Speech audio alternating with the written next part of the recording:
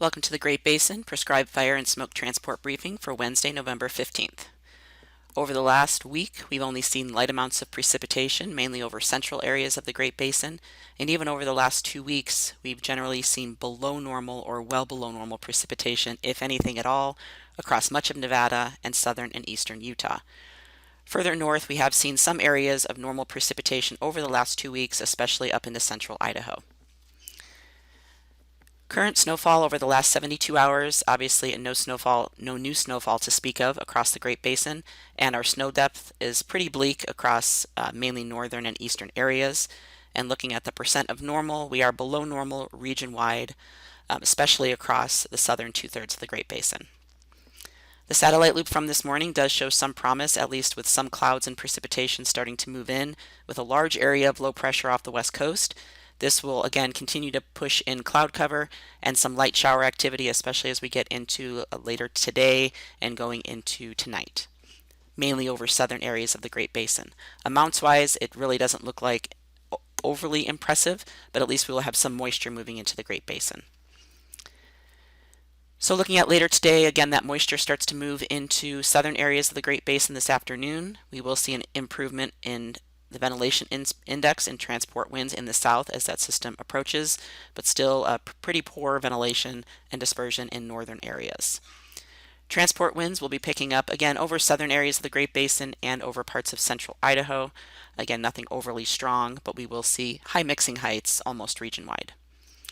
Temperatures will be near to just above normal across the Great Basin, with most highs in the 50s and 60s across the area and 70s in the far south.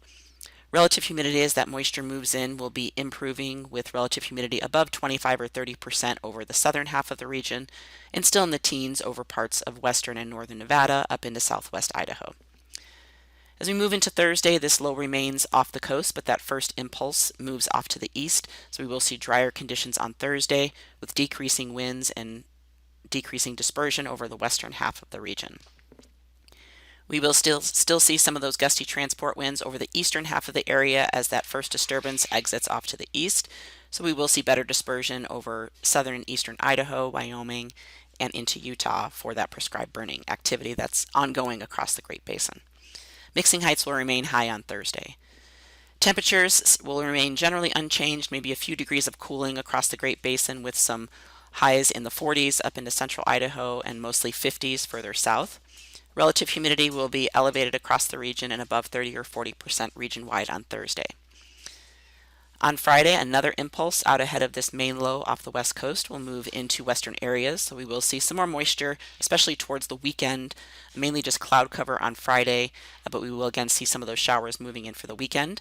And dispersion will remain generally poor across the region, but with those gustier winds out ahead of that low in the far south, we will see improved conditions. So on Friday, again, still some moderate transport winds over southern areas and very light in other areas. Mixing heights will remain high with the exception of up across central Idaho. Temperatures, again, remain generally unchanged on Friday, still near normal for the time of year. Relative humidity above 30 or 40%. 3-day amounts of precipitation as these impulses move through. You can see light amounts of precipitation across Nevada and Utah, maybe a little bit heavier up in the higher terrain of central Utah, but no impressive snowfall amounts are really expected. In the Sierra, we will see a little bit higher snowfall amounts, so again, we will start to see finally some new snowfall in the mountains in the west side of the basin.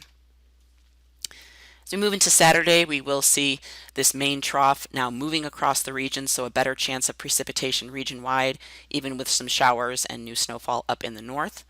Otherwise, ventilation will remain generally low as this low tracks across.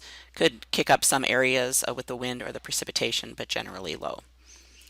Moving into Sunday, this system moves further off to the east, so showers remaining over the eastern side of the Great Basin and drier air in the west. And then we will see ridging going into the early part of next week. So drier conditions, inversions setting up again, and generally lighter winds with the exception of on the east side of the ridge, we will see those gusty north winds. And the ridge remains in place on Tuesday with drier conditions. Total precipitation taking us from Saturday through Monday for the weekend time period. You can see all areas at least getting some light amounts of precipitation. The better chance of heavier amounts will be in the mountains of the Sierra, into Utah, and up into central Idaho. So expect some new snowfall as we go through the weekend. And then we will see those drier conditions early next week, and the 7-day total precipitation. You can see obviously the heaviest amounts in the higher elevations around the Great Basin. The 8 to 14-day outlook, taking us from November 22nd through the 28th, shows warmer and drier conditions, although we will have some opportunities for some light precipitation. Generally, we're looking for below normal precipitation for the time of year. That concludes our webcast for today. Check back on Friday for the latest updates.